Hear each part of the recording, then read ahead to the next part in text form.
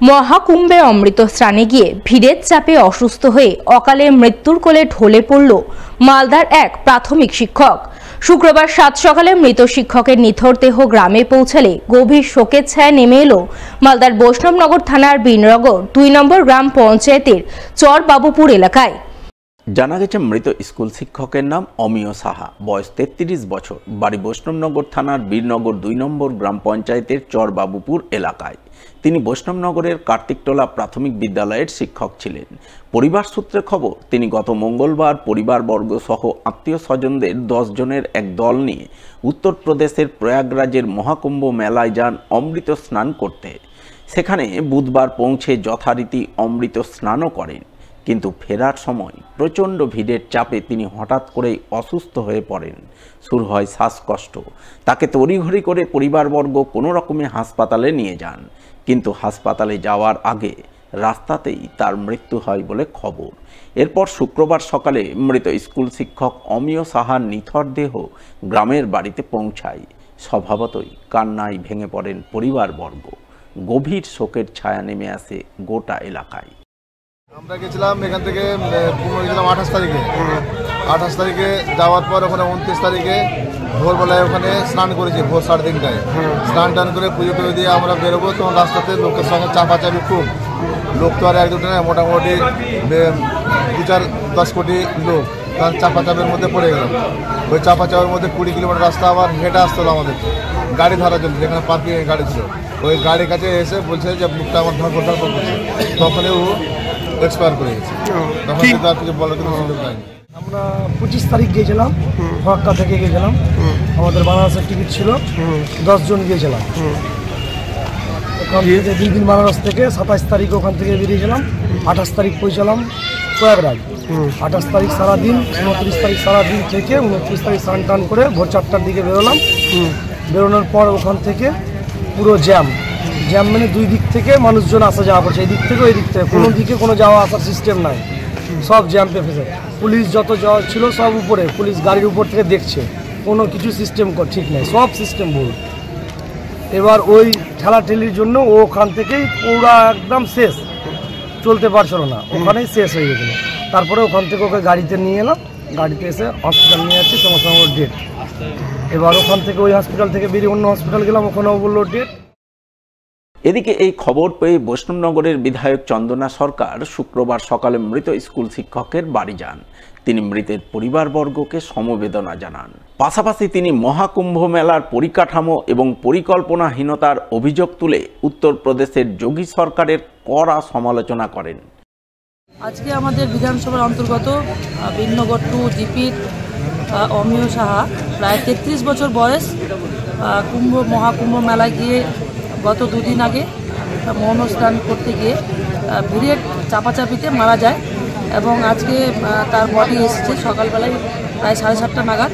আমরা এখানে উপস্থিত হয়েছি, সঙ্গে আমাদের প্রধান আছেন, আরও বিভিন্ন মেম্বাররা আছেন, প্রচুর মানুষ এখানে দেখতে পাচ্ছেন আপনারা। এই যে যোগী সরকার অর্থাৎ ইউপি সরকারের যে মুখ্যমন্ত্রী, যিনি এত প্রচার করেছেন এই মহাকুম্ভ যে মেলাকে নিয়ে, এত প্রচার করেছেন যে মানুষ সেখানে স্নান করতে গিয়ে আজকে আমরা দেখলাম যে আজকে হাজার হাজার মানুষ সেখানে প্রাণ দিতে হয়েছে। কারণ তার সরকারের, এই যে বিজেপি সরকারের না আছে কোনো পরিকাঠামো, না আছে কোনো পরিকল্পনা, মানে কোনো পরিকল্পনা ছাড়াই, পরিকাঠামো ছাড়াই এই মেলার আয়োজন করেছেন। ফলে প্রচুর মানুষকে এর জন্য প্রাণ গেছে। আজকে তরতাজা যুবক, যেখানে আজকে ইয়ং ছেলে মাত্র 33 বছর বয়স, তাকে ওখানে জীবন দিতে হয়েছে। এবং আমি মনে করি ইনার মতো অনেক আরও মানুষ আছে, যেখানে হয়তো কয়েকশো, সরকার হয়তো দেখাচ্ছে 30টা, কিন্তু আমরা যা খবর পাচ্ছি তাতে কয়েক হাজার মানুষের ওখানে প্রাণ গেছে। এটা আমরা সত্যি খুব নিন্দা জানাই এবং খুব দুঃখজনক ঘটনা। আজকে আমাদের পশ্চিমবঙ্গে যে মেলা হচ্ছে, গঙ্গাসাগর মেলা, প্রতি বছর আজকে কোটি কোটি মানুষ স্নান করছে। সেখানে মুখ্যমন্ত্রী কঠোরভাবে পরিকল্পনা করে, আগে থেকে 3 মাস আগে পরিকল্পনা করে মেলার আয়োজন করছেন। তাদেরকে কিভাবে লঞ্চে করে নিয়ে যাবেন, নিয়ে আসবেন, সমস্ত রকম সুষ্ঠুভাবে পরিকল্পনা করছেন। বিভিন্ন জায়গায় মানুষকে দায়িত্ব দিচ্ছেন, বিভিন্ন এমএলএ এমপিদের দায়িত্ব দিচ্ছেন, নিজে গিয়ে দেখছেন, মেলা তদারকি করছেন, সেখানে একটা মানুষেরও প্রাণ যায়নি।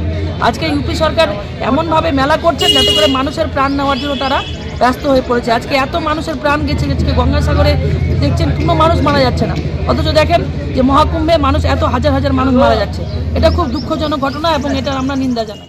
মালদার কালিয়াচক থানার রামনগর বাজার সংলগ্ন ভোলাইচক এলাকায় বৃহস্পতিবার রাতে শুটআউট কাণ্ডের পর শুক্রবার থমথমে রয়েছে এলাকার পরিবেশ পরিস্থিতি। শুনশান রয়েছে গ্রামের রাস্তাঘাট, আতঙ্কের ছাপ গ্রামবাসীদের চোখে মুখে।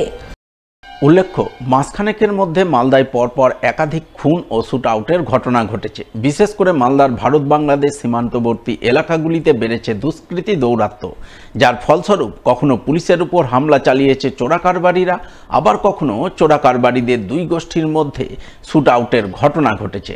এমনই ঘটনা ঘটে বৃহস্পতিবার রাতে মালদার কালিয়াচক থানার রামনগর বাজার সংলগ্ন ভোলাইচক এলাকায়।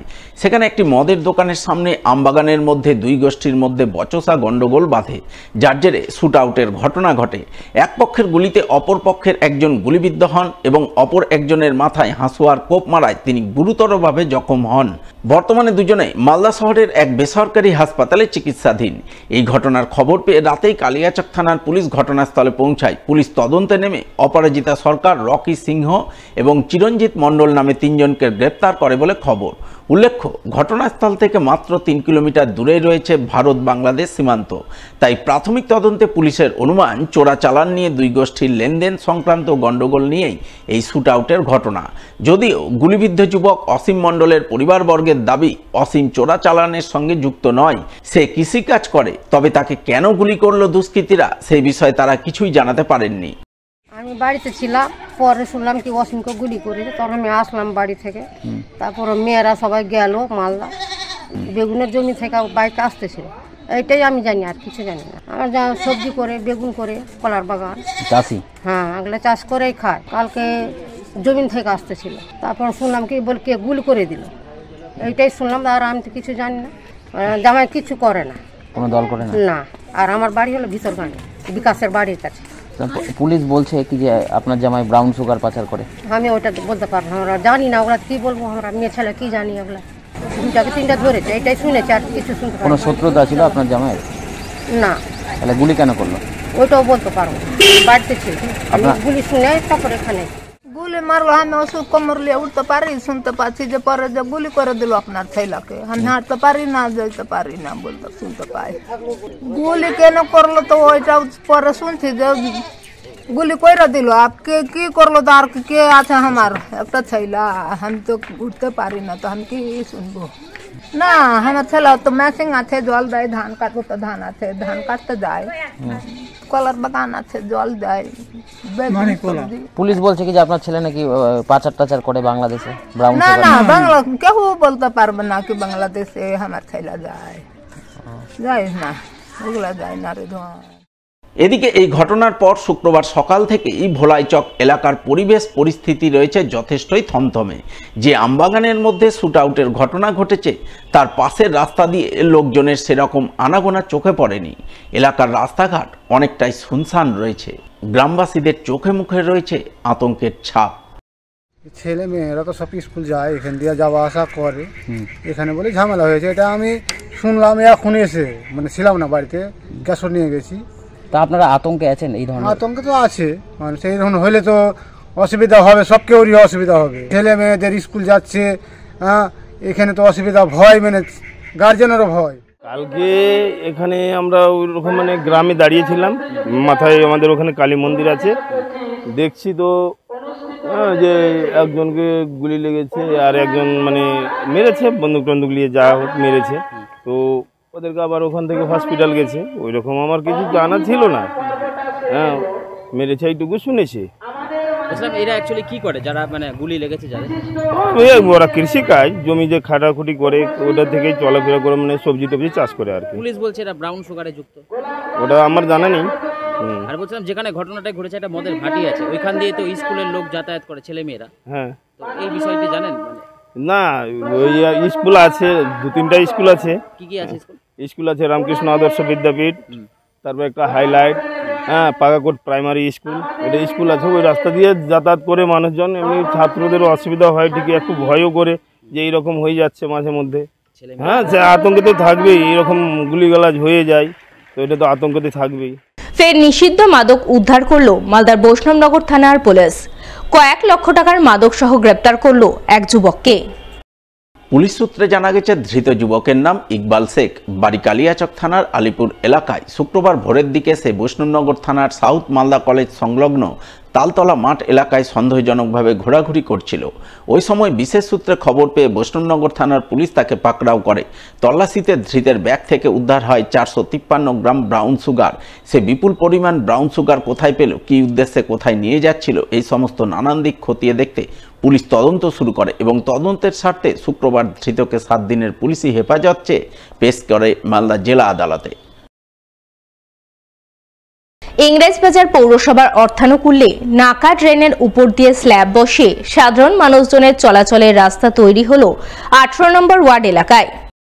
মালদা শহরের হায়দারপুর ও রামকৃষ্ণপল্লীর সংযোগস্থল থেকে পুরনো জাতীয় সড়ক পর্যন্ত সেই রাস্তার আনুষ্ঠানিক উদ্বোধন হয়ে গেল শুক্রবার। ফিতে কেটে উদ্বোধন করলেন 18 নম্বর ওয়ার্ডের কাউন্সিলর তথা ইংরেজবাজার পৌরসভার chairman in councillor Nivedita Kundu. এছাড়াও উপস্থিত ছিলেন প্রাক্তন কাউন্সিলর আশিস কুণ্ডু সহ এলাকার বিশিষ্টজনেরা। আমাদের এই এলাকায় হায়দারপুর এবং রামকৃষ্ণপল্লীর সংযোগস্থলে নাকা ড্রেন প্রদীপকর হীরা সিদ্ধান্তর বাড়ির থেকে কলিঙ্গ হোটেল অবধি আমাদের এই এলাকা দিয়ে নাকা ড্রেন প্রবাহিত হয়েছে। এই নাকা ড্রেনের উপরে বিভিন্ন অসামাজিক কাজ এবং একটা ঘন জঙ্গল ছিল। সেই ঘন জঙ্গলে মশার যেমন আতুরঘর ছিল, ঠিক সেরকম বিভিন্ন অসামাজিক কাজের মূল আশ্রয়স্থল ছিল এটা। মদের নেশা, ড্রাগের নেশা থেকে শুরু করে বিভিন্ন অসামাজিক কার্যকলাপ এখান থেকে মানুষ, সমস্ত যুবক ভাইরা এখান থেকে নষ্ট হতো। সেখানে নাকা ড্রেনের উপরে স্ল্যাব দিয়ে একদম এই প্রদীপকরের বাড়ির থেকে কলিঙ্গ হোটেল অব্দি রাস্তা নাকা ড্রেনের উপর দিয়ে তৈরি হওয়ায় মানুষ সরাসরি এই রাস্তা দিয়ে হায়দারপুরের মানুষ, মহলদার পাড়ার মানুষ, পশ্চিম হায়দারপুরের মানুষ, আমাদের মহেশপাটির একটি বৃহৎ অংশের মানুষ এই রাস্তা দিয়ে সরাসরি এনএইচে চলে যেতে পারবে। যে পুরনো জাতীয় সড়ক ছিল সেখানে চলে যেতে পারবে।